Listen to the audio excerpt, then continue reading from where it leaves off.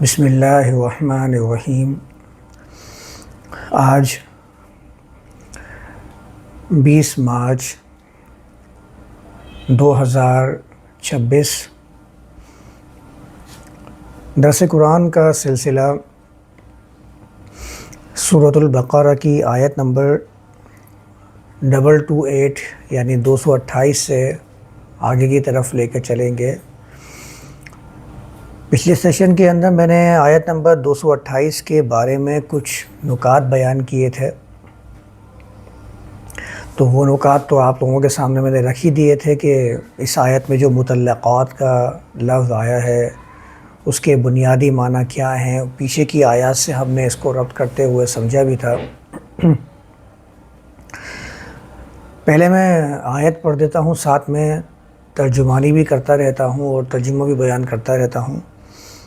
اللہ اس آیت میں بیان فرماتا ہے وَالْمُطَلَّقَاتُ يَتَرَبَّصْنَ بِأَنفُسِهِنَّ ثَلَاثَةَ قُرُوءٍ۔ طلاق یافتہ جن کو الگ کر دیا گیا، اور الگ کن کو کیا گیا میں نے آپ کو بتایا تھا کہ جب وہاں پر آیت نمبر 222 کے اندر میں نے کہا تھا فَاعْتَزِلُوا النِّسَاءَ فِي الْمَحِيضِ، کہ اگر ایسے معاملے بے قابو ہو جاتے ہیں کہ جن کے اندر کمزوریاں پائی جاتی ہیں ان سے اپنے آپ کو دور کر لو۔ یہ ہم نے آیت نمبر 222 کے اندر سمجھ لیا تھا، اسی کو ذہن میں رکھتے ہوئے یہاں سمجھ جائیے کہ جب آیا تھا والمطلقات، تو مطلقات یہ وہ لوگ ہیں جن کو الگ کیا گیا ہے، جن سے علیحدگی کر لی گئی ہے اور ان کو اپنے ساتھ رکھنے والے معاہدے سے برخاست کر دیا گیا۔ یہ ساری باتیں میں آپ کے سامنے رکھ چکا ہوں۔ آیت نمبر 227 کو بھی ذرا آپ لوگ اپنے ذہن میں خیال کر لیجئے کہ آیت نمبر 227 میں وَإِنْ عَزَمُوا الطَّلَاقَ فَإِنَّ اللَّهَ سَمِيعٌ عَلِيمٌ میں کیا بیان کر چکا ہوں۔ اسی طلاق کے بارے میں یہاں پر مطلقات جمع مؤنث کا صیغہ اور یہ بطور مفعول استعمال کیا گیا ہے کہ جن کو الگ کر دیا گیا، ان کے معاہدے سے دور کر دیا گیا۔ یتربصن بانفسہن ثلاثۃ قروء، ان کا بھی قرآن نے بیان کیا ہے، ان کو ایسے ہی نہیں چھوڑ دیا کہ صرف ان کے بارے میں بیان کرتا رہے جو حکومت چلا رہے ہیں، جو کسی ریاست کے نظام کو لے کر چل رہے ہیں، قانون کے ذمہ دار بنے ہوئے ہیں۔ صرف انہیں ہی نہیں لے کے چل رہا بلکہ ساتھ میں ان لوگوں کو بھی بیان کرتا جا رہا ہے کہ جو معاہدے سے الگ کر دیے گئے ہیں، ان کمزور معاملات کی وجہ سے، جس کی وجہ سے ان کو قرآن نے النساء کی کیٹیگری میں شمار کیا۔ تو والمطلقات اور جن کو الگ کر دیا گیا ہے، یتربصن بانفسہن ثلاثۃ قروء، ان قروء کا میں نے آپ کے سامنے لاسٹ ٹائم بیان کر دیا تھا کہ یہاں پر ثلاثۃ قروء کا معنی 3 حیض یا 3 پاکیاں بیان کیا جاتا ہے۔ قرأ عربی زبان کے اندر جمع کرنے کے معنی میں آتا ہے، یہ آپ کسی بھی لغت کے اندر جا کر جائزہ لے سکتے ہیں۔ اسی طریقے سے قرأ کے معنی کے اندر کسی چیز کا اعلان کر دینا، کسی چیز کا لوگوں کے سامنے ببانگ دہل بیان کر دینا، یہ بھی اس لفظ کے اندر پایا جاتا ہے۔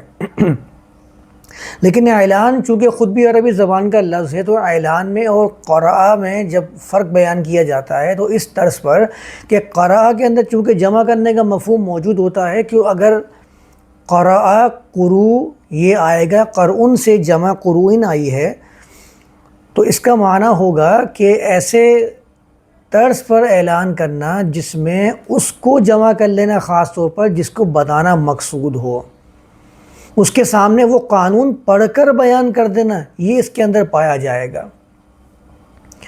تو ثلاثۃ یہ تو کئی مرتبہ آ چکا ہے، فیصلہ کن میں پہلے بھی بیان کر چکا ہوں۔ ثلاثۃ قروء کہ وہ اپنے آپ کو، اپنے نفسوں کو، اپنے آپ کو روک کے رکھیں، فیصلہ کن قانون، فیصلہ کن اعلانات، فیصلہ کن نکات کے بیان کرنے تک۔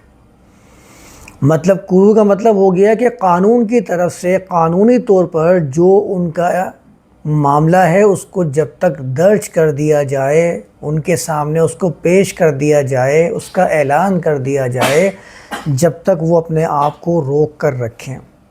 وَلَا يَحِلُّ لَهُنَّ أَن يَكْتُمْنَ، اور ان کے لیے حلال نہیں کہ وہ، کتما کا معنی ایک ہوتا ہے چھپانا، ایک ہوتا ہے دبانا، مطلب جو آپ کے اندر جوش اور جذبہ ہے اس کو اپنے اندر کم کر لینا، یہ معنی بھی کاف، تا اور میم کے اندر موجود ہے۔ اچھا ابھی پہلے میں اس آیت کو پڑھ دیتا ہوں۔ وَلَا يَحِلُّ لَهُنَّ أَن يَكْتُمْنَ مَا خَلَقَ اللَّهُ فِي أَرْحَامِهِنَّ، اس کا ایک ترجمہ تو کیا جاتا ہے کہ ان کے لیے یہ جائز نہیں ہے کہ وہ اس کو چھپائیں جو اللہ نے ان کے ارحام، یعنی کہتے ہیں کہ عورتوں کے پیٹوں میں جو اللہ نے تخلیق کیا ہے اس کو چھپانا جائز نہیں ہے۔ ان کنّ یؤمنن باللہ والیوم الآخر، اگر وہ اللہ پر اور آخرت کے دن پر ایمان رکھتے ہیں۔ وہ تو ترجمہ کیا رکھتی ہیں، میں تو رکھتے ہیں ترجمہ کیا رہا ہوں۔ اچھا اب یہاں پر ارحام، قرآن کے اندر ارحام رحم سے ہے، رحم کا معنی کئی مرتبہ آ چکا ہے، رحیم، رحمان، بہت تفصیل سے میں نے بیان کیا تھا۔ رحمن کسی کی کمزوری کو طاقت سے بدلنے کے لیے، رحمت ہر وہ چیز جو کسی کو اس لیے عطا کیا جائے تاکہ وہ اپنی نشو و نما درست طریقے سے کر سکے، اس کو رحمتن کہا جاتا ہے عربی زبان کے اندر۔ ارحام کا لفظ تو خود قرآن کے اندر آیا نا، وَأُولُو الْأَرْحَامِ، جس کا ترجمہ کرتے ہیں رشتے دار، قرابت والے، وہاں بھی ارحام کا لفظ آیا، رحم سے ہے۔ تو رحم کا معنی صرف اور صرف ماں کا پیٹ نہیں ہوتا، بلکہ خود ہم لوگ ارحام کا ترجمہ قرآن کے اندر پڑھتے آئے ہیں شروع سے، جس کا ترجمہ کیا جاتا ہے قرابت دار، رحم والے، رشتہ دار، وَأُولُو الْأَرْحَامِ۔ تو ارحام کے معنی کے اندر قرابت داری کا معنی موجود ہے، اور جب یہاں پر قرآن کہتا ہے وَلَا يَحِلُّ لَهُنَّ، اور ان کے لیے یہ درست نہیں، حلال کے معنی کے اندر کسی چیز میں رکاوٹ کو کھول دینا، جائز کر دینا، درست کر دینا، یہ سارے معنی موجود ہیں، اور ان کے لیے جائز نہیں کہ وہ چھپائیں جو اللہ نے معیار مقرر کر دیا۔ خلقہ کا معنی میں آپ کو پہلے ہی بیان کر چکا ہوں کہ معیار مقرر کر دینا، کوئی فریضہ مقرر کر دینا، کوئی ذمہ داری کو عائد کر دینا۔ جب خلقہ کے معنی کو ہم نے سمجھا تھا تو میں نے کہا تھا خلقہ کا معنی ہوتا ہے کسی چیز کو کاٹ دینا، کاٹنے کے لیے اس کا ایک معیار مقرر کیا جاتا ہے، اندازہ مقرر کیا جاتا ہے۔ تو خلقہ کے معنی کے اندر اندازہ مقرر کرنا بھی ہوتا ہے، معیار مقرر کرنا بھی ہوتا ہے، قانون بنانا بھی ہوتا ہے، کسی کا حصہ بنانا بھی ہوتا ہے، اور اسی سے پھر کسی چیز کو کریٹ کرنا بھی اس کے معنی کے اندر پایا جاتا ہے۔ تو ان کے لیے درست نہیں کہ وہ چھپائیں جو اللہ نے ان کے ارحام کے معاملے میں، ان کی قرابت داری کے معاملے میں جو پیمانہ مقرر کیا ہے اس کو کم کرنا، یہ ان کے لیے درست نہیں ہے۔ اس کو دبا کے رکھنا، اس کو مخفی کر دینا، یہ ان کے لیے درست نہیں ہے۔ مطلب حالات جیسے بھی ہوں، ان کے اگر معاملات اس ریاست کے والیوں کے ساتھ، ان ملکوں کے ساتھ نہیں بن پا رہے ہیں، تو اس کا مطلب یہ نہیں کہ میں سب کو بالائے طاق اٹھا کر رکھ دوں، اب ان کے خلاف پروپیگنڈا کرنا شروع کر دوں، ہڑتالیں ہو رہی ہیں اور نعرے بلند کیے جا رہے ہیں، توڑ پھوڑ شروع کر دوں، نہیں، بلکہ جو اللہ نے ان کے قرابت داری کے پیمانے کو مقرر کیا ہے، ان کے لیے یہ درست نہیں ہے کہ وہ اس کو کم کر دیں، ختم کر دیں، دبا دیں، چھپا دیں۔ یہ سارے معنی جو میں کتما کر رہا ہوں یہ عربی زبان کی لغت میں موجود ہے۔ اگر ان کن یؤمن باللہ، اگر وہ اس درجے پر فائز ہیں کہ وہ بھی اللہ کی بنیاد پر امن دینے والے ہیں اور آنے والے معاملات ان کی بنیاد پر امن کے خواہاں ہیں، تو ان کے لیے درست نہیں کہ جو قرابت داری کا معیار اللہ نے مقرر کیا ہے اس کو کم کریں، یہ ان کے لیے درست نہیں۔ اس کے بعد اللہ بیان فرماتا ہے وَبُعُولَتُهُنَّ أَحَقُّ بِرَدِّهِنَّ فِي ذَلِكَ، بعول بعلن سے ہے، با عین اور لام کو عرب والے استعمال کرتے ہیں کسی کے ایسے شخص کے لیے، ایسی ذات کے لیے کہ جو ان میں سب سے بلند ہو، کیونکہ بعلن بعلتن ایسے مقام کو کہتے ہیں جو زمین سے اتنا اونچا ہوتا ہے کہ سیلاب کا پانی اس تک نہیں پہنچ سکتا۔ سارے معنی بلندی کے، کسی کے لیڈر ہونے کے، جو ہمارے ہاں خاوند کا ترجمہ، شوہر کا ترجمہ کیا جاتا ہے، اس کے کیے ہی اس لیے جاتے ہیں کہ اس لفظ کے بنیادی معنی کے اندر بلندی اور سرفرازی پائی جاتی ہے، مقام کے اونچے ہونے کی طرف یہ لفظ استعمال کیا جاتا ہے۔ جو میں نے لاسٹ سیشن میں بیان کیا تھا نا، وہ کہا تھا قرآن نے اتدعون بعلا وتذرون احسن الخالقین، جو تم میں بڑے گمان کیے جاتے ہیں تم ان کی طرف تو مائل ہوتے ہو، ان کو تو پکارتے ہو، لیکن جو احسن الخالقین ہے، جو پیمانے بنانے کے اندر سب سے زیادہ متوازن ہے، اس کو تم چھوڑ دیتے ہو۔ تو با عین اور لام کے معنی کے اندر کسی کا بلند درجے پر فائز ہونا، کسی کا اسی جماعت میں سے بلند منصب والا ہونا، لیکن اس کے دوسرے معنی کے اندر کسی کا بوجھ ہونا بھی پایا جاتا ہے۔ یہ میں آپ لوگوں کو صرف بتا رہا ہوں، لیکن میں یہاں پر جو معنی کر رہا ہوں وہ کسی کے بلند منصب پر فائز ہونے کے ہی کر رہا ہوں۔ وَبُعُولَتُهُنَّ أَحَقُّ بِرَدِّهِنَّ، ان میں سے جو بلند درجے پر فائز ہیں ان کا زیادہ حق ہے کہ وہ ان کو ان کے مقام تک لوٹا دے۔ میں مقام کا لفظ خود ہی ترجمے سے اخذ کر رہا ہوں، کیونکہ رد کے لفظ کے اندر یہ چیز پائی جاتی ہے کہ آپ اس کو اسی جگہ پر پہنچا دیں جہاں پر وہ تھا، اس کے اندر وہ درستگی پیدا کر دیں جو اس کے اندر ہونی چاہیے۔ اس کو رد کہتے ہیں، یہ قرآن میں کئی جگہ استعمال ہوا ہے۔ ان کی یہ ذمہ داری ہے، جو ان کے اندر بلند منصب پر فائز ہیں وہ زیادہ حقدار ہیں، ان کی زیادہ ذمہ داری ہے۔ اگر میں حقدار کہتا ہوں زیادہ تو آپ کو ترجمہ سمجھنے میں شاید مشکل ہو سکتی ہے، لیکن اگر میں ترجمہ کروں اور ان کی زیادہ ذمہ داری ہے جو ان لوگوں کے ساتھ جڑے ہوئے ہیں، وہ اپنے آپ کو ذمہ داریوں سے سبکدوش نہیں سمجھ سکتے، نہیں گمان کر سکتے۔ ان کی زیادہ ذمہ داری ہے، اگر یہ اصلاح کا ارادہ کرتے ہیں ان معاملات میں تو یہ ان کی ذمہ داری بنتی ہے کہ ان کو اچھے مقام کی طرف لوٹائیں۔ احق بردہن فی ذالک ان ارادوا اصلاح، اس کا ترجمہ بھی کر دیا جاتا ہے کہ شوہر جو ہے نا، ان کو زیادہ حق ہے اپنے بیویوں کو لٹا لینے کا۔ آپ اس کے اعتبار سے اپنے ذہن میں رکھ لیجئے گا، میں بھی سمجھاتا ہوں اسے بھی آپ کو۔ وَلَهُنَّ مِثْلُ الَّذِي عَلَيْهِنَّ بِالْمَعْرُوفِ، اور جس جماعت کے ساتھ یہ والا معاملہ ہو رہا ہے ان کے لیے بھی ایسی ہی ذمہ داریاں ہیں، ایسے ہی حقوق ہیں جیسے کہ ان کے اوپر حقوق کو لازم کیا گیا ہے معروف طریقے سے اللہ کے قانون کے مطابق۔ اس کے بعد قرآن کہتا ہے وَلِلرِّجَالِ عَلَيْهِنَّ دَرَجَةٌ، یہ والا جو ٹکڑا ہے اس آیت کا، اس کی بنیاد پر کہتے ہیں کہ مردوں کو عورتوں پر ایک درجہ فضیلت حاصل ہے۔ میں نے اس پر کتنی تفصیل سے آپ کے سامنے بات رکھی تھی کہ بھائی وہ مجھے ریزن بیان کر دیا جائے کہ مردوں کو عورتوں پر فضیلت حاصل کیوں ہے۔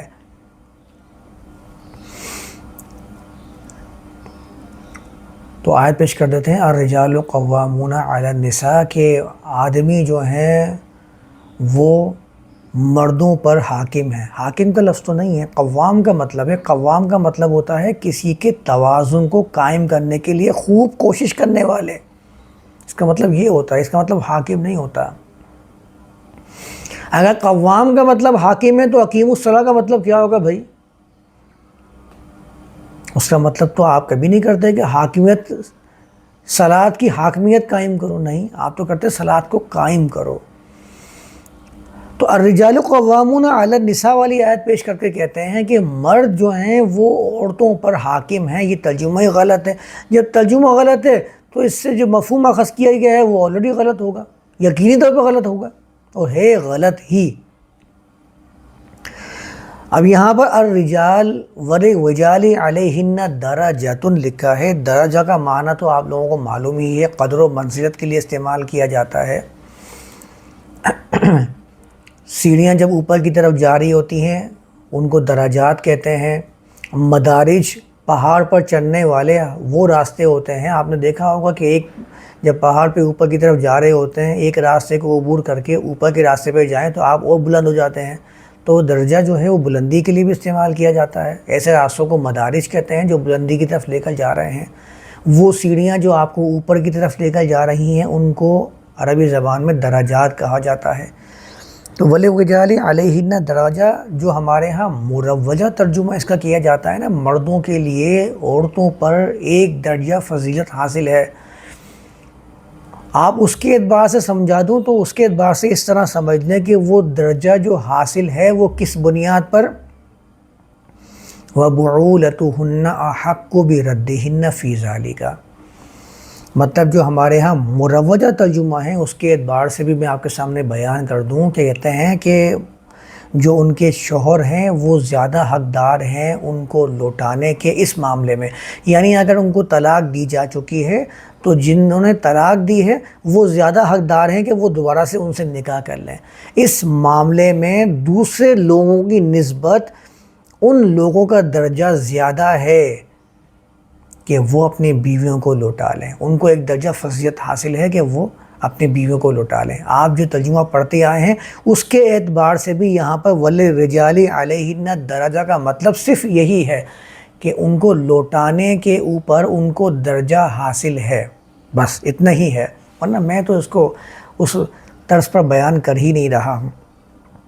یہاں پر جب وللرجال آیا ہے علیہن درجہ تو آپ اس کو ریلیٹ کر لیجئے الرجال قوامون علی النساء، جو صلاحیتوں والے، قوتوں والے حاکم ہیں، فرما رواں ہیں، طاقتور ہیں، جو اپنے ان معاملات کے اندر کمزور نہیں ہیں. جیسے کہ النساء کمزور طبقہ ہے جو میں نے فاعتزلوا النساء کے اندر بیان کیا تھا.